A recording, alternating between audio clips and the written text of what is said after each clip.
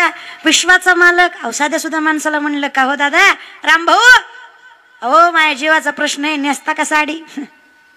रामभाऊ म्हणून इडी का तू गडी न मी, मी शेण मला साडी नेसू का तू यासाठी? मेली तर मर बाई, पण मला लय गर्व आहे माझ्या पुरुष असण्याचा, मी साडी नेसणार. साधे पुरुष आहे तुम्ही, पुरुषोत्तम आहे तो. तुम्ही कसे आहात? साधे पुरुष आहेत, तो उत्तम पुरुष आहे, पुरुषोत्तम आहे. उत्तम उत्तमातला उत्तम पुरुष असणारा जगाचा मालक काय करतो? चोखोबाची बहीण झाला शारंग धर, वैली वगडा तार हाता मारी, वैली वगडा तार हाता मारी, चोखोबाची बहीण वैली वगडा तार हाता मारी.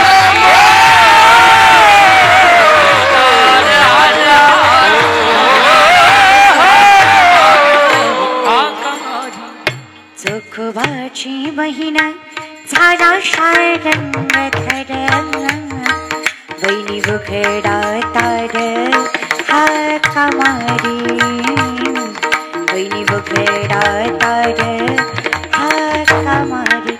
जगाच्या मालकानं साडी नेसली, कपाळाला कुंकू, गळ्यात डोरलं, हातात हिरव्या बांगड्या घालून विश्वाचा मालक झोपडीच्या दारात येऊन उभा टाकला. देवाला झोपडीचं दारही जमतं, बंगल्याची डोरबेल चालत नाही. देवाला झोपडीचं दारही चालतं, बंगल्याची डोरबेलच असावी अशी काही गरज. झोपडीचं दार वाजवलं, निष्पृष्ट नसणाऱ्या चोखोबारांच्या दारात जगाचा मालक येऊन उभा टाकला. ज्याला जगानं स्वीकारलं नाही, जगाचा मालक त्याच्या दारात येऊन चाकरी करतो. जगातलं सगळ्यात खालचं काम आहे चास्कर बाळंतपण करणं. जगातलं सगळ्यात, शब्दांना माफ करा माझ्या, खालचं काम आहे बाळंतपण करणं. एवढं वाटतं तेवढं सोपं. एक बाई म्हणे फार त्रास होतोय. काय झालं? नाही म्हणे 9 महिने भरत आलेत, कदाचित कळा चालू झाल्यात. दुसरी म्हणली बाई माझ्या बी पोटात लय दुखतंय, काल धपाटं जास्त खाल्लं. आता धपाट्याचं दुखणं कळांचं दुखणं सारखं आहे का? जावे त्याच्या वंश. ह्या हे तुम्हाला जमणार आहे. तुम्ही लेकराला जन्म दिलाय, त्याच्या कळा आहेत.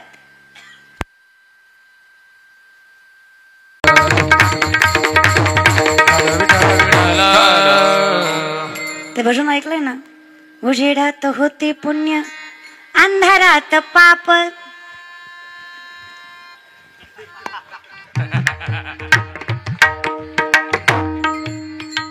कळलं त्याला, कळलं कळलं.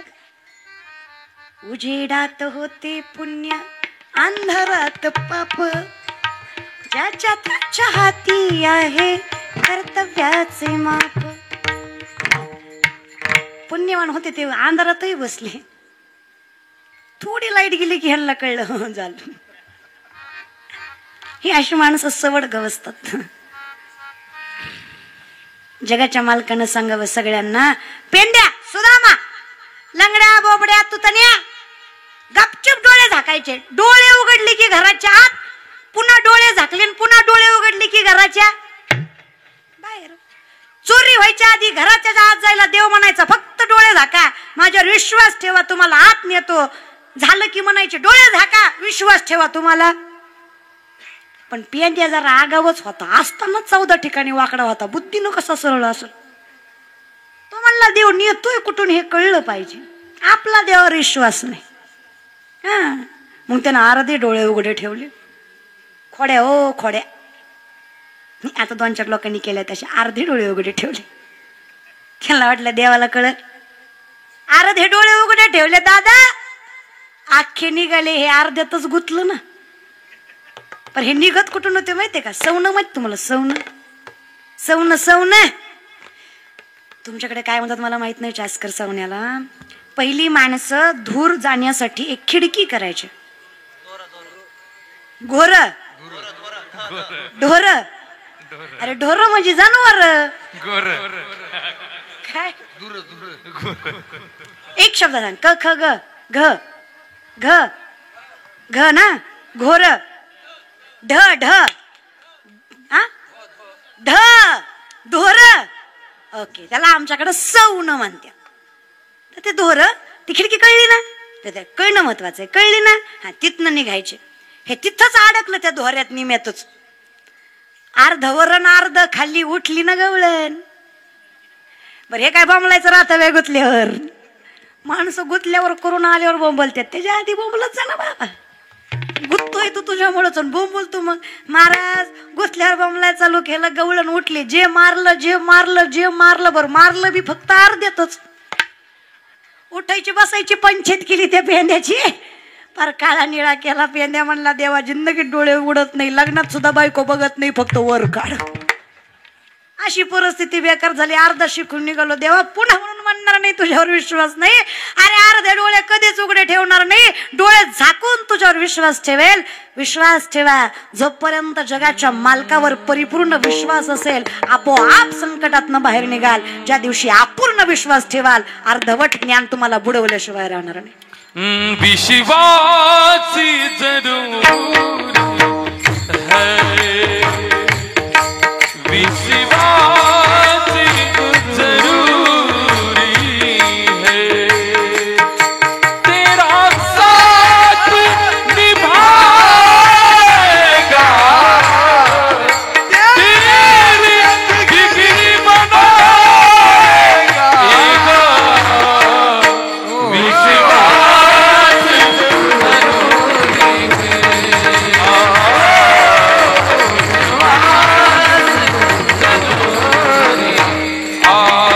जिस दिन से तू सच्चे मन से उसका हो जाएगा, करो भरोसा पक्का तेरे सामने वो आएगा, संग संग चलेगा ये, तेरे संग संग चलेगा ये,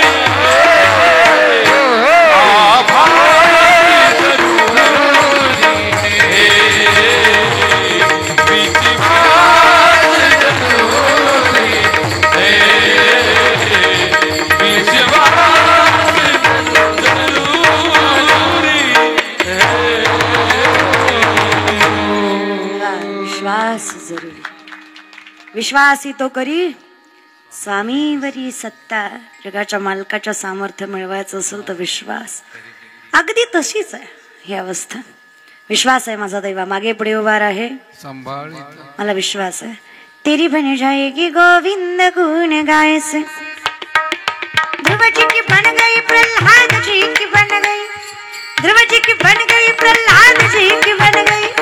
नारायण नारायण नारायण नारायण नारायण नारायण नारायण नारायण नारायण नारायण पुकारने से तेरी बन जाएगी गोविंद गुण, तेरी बन जाएगी, तेरी बन जाएगी गोविंद गुण.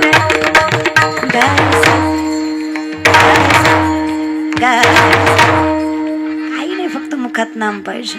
मला माहित आहे मिठी पडली तर सगळं निवारणारच माझं. फक्त विश्वास या विषयाकडे. इतका विश्वास आहे जगाचा मालक साडी नेसून दारात त्याला झोपडीचं दरवाजवलं. कोण आहे म्हणे, अहो निर्मल आहे. ताई पहिली दरवाजा उघडा. तसा ननंद आल्यावर आनंद होत नाही, पण स्वायराला झाला. कळलं तुम्हाला? निर्मला कोण होती? देवानं निर्मलेचं रूप घेतलं म्हणजे चोखोबारायाच्या बहिणीचं रूप घेतलं. मग स्वैराबाईची चोखोबारायची बहीण कोण झाली? ननंद झाली. आता नंदेला ननंदच म्हणतात ना, का दुसरं काय म्हणतात अजून? ननंद महाराज. तसा ननंद आल्यावर आनंद होत नाही, पण हिला झाला. मिठी मारली. बरे बाई केले देवे थाटियले. बरं झालं बाई. बरे बाई तुम्हा देवाने धाडिले, पती माझे गेले पती माझे गेले कोण्या गावी.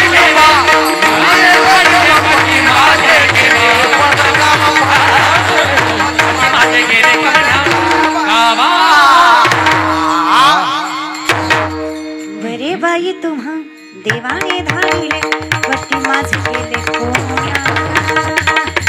बरं बाई केलं देवानं धाडलं तुम्हाला. काय सांगा हा माझा नवरा कोणत्या गावाला गेला, खरं सांगा चास्कर देवानं धाडलं का हिला. मग तिला कुठं माहित होतं ज्या विठ्ठलावर अविश्वास दाखवला तो विठ्ठल तिचे डोळे येऊन पुसत होता. जगाच्या मालकाला मिठी मारून रडत होती. विश्वाच्या मालकानं बाळंतपण केलं, पोरगा झाला चोखोबाला. विश्वाच्या मालकानं हातात घेतला. हळूहळू दिवस गेले. 12वा दिवस आला. बारसं करायचं होतं. अवस्था नव्हती. डोळ्यातनं पाणी आलं सोयराच्या.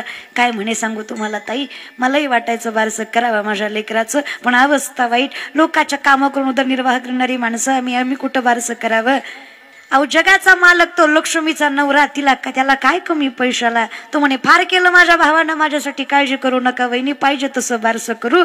जगाच्या मालकानं बारसं केलं. अहो आत्या विश्वाचा मालक झाला आणि चोखोबाच्या पोराचं नाव ठेवलं कर्ममेळा.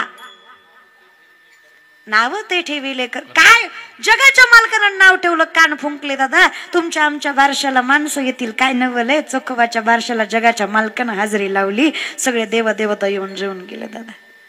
काय बारसं झालं, काय बारसं झालं. हळूहळू 27 दिवस झाले. 27 दिवसानं चोखोबाला आठवलं माझी बायको बाळंतीण होती, जगली असन का मेली असन. चास्कर किती दिवसाने, तुम्ही महिना लक्षात ठेवा. महिन्यानं आठवलं दादा माझी बायको बाळंतीण आहे. हा फरक आहे. मिठी पडली किती देव आवडावा माझे चित्त तुझे, किती देवाच्या चरणावर चित्त असावं. 27 दिवसानं आठवलं बायको बाळंतीण आहे. आपलं किती चित्त देवाजवळ असतं. पंढरपूरला गेलो की आपण ड्रायव्हरला म्हणतो गाडीचं तोंड वळवून ठेव म्हणजे दर्शन झाल्या निघा येते. तोंड गावाकडेच करून ठेव म्हणजे तेवढा तरी वेळ कशाला देवाच्या दारात. हा फरक आहे आपल्यात आणि संतात. म्हणून त्यांची ती अवस्था आणि आपली. विश्वाच्या मालकाने विचार केला. 27 दिवसांनी देवाला कळलं ना दादा. देव लगेच म्हणले वहिनी आता येते. वहिनी म्हणले 27 दिवसात एकदा बी गाड नाव काढलं नाही घरचं. आता अचानक सकाळपासून उगच बोबाटा उठवलाय. नाही म्हणे माझा धनी रागवल मला. कोणाचा? हिचा सगळ्या जगाचा धनी, हिला कुठला धनी नाही म्हणे. रागवून मिस कॉल आलाय सकाळी, जाऊ द्या मला. करमत नाही म्हणे त्याला, बायकोशिवाय करमत नाही म्हणे, जाऊ द्या म्हणे. थांबा माझ्या घरधनाला येऊ द्या, माझ्या हातात काय हवं. थांबा थांबा बाई शिवते मी तोडी, न लगे वनमाळी बोले न लगे वनमाळी बोले. थांबा थांबा बाई शिवते मी तोडी, न लगे वनमाळी बोले.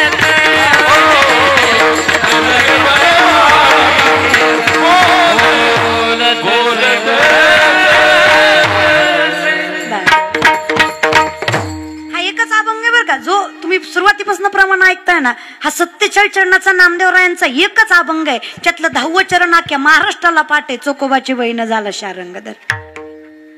थांबा थांबा बाई शिवी येते चोडी. जगाचा मालक नाही बाई, आता नवरा लईच वाट बघतोय.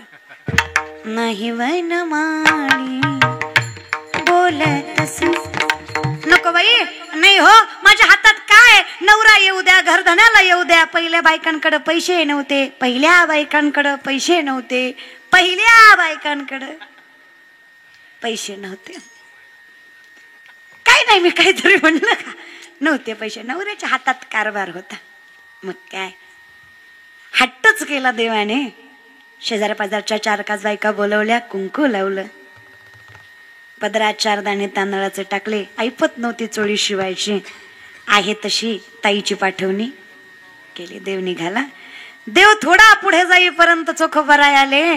तुम्ही फक्त कल्पना करा, 9 महिन्याची गर्भवाशीन बायको तुम्ही भांडून सोडून गेले आणि महिन्यानं आले तर बायको स्वागत कशी करेल. दादा तुमची बायको तुम्ही अशी 9 महिने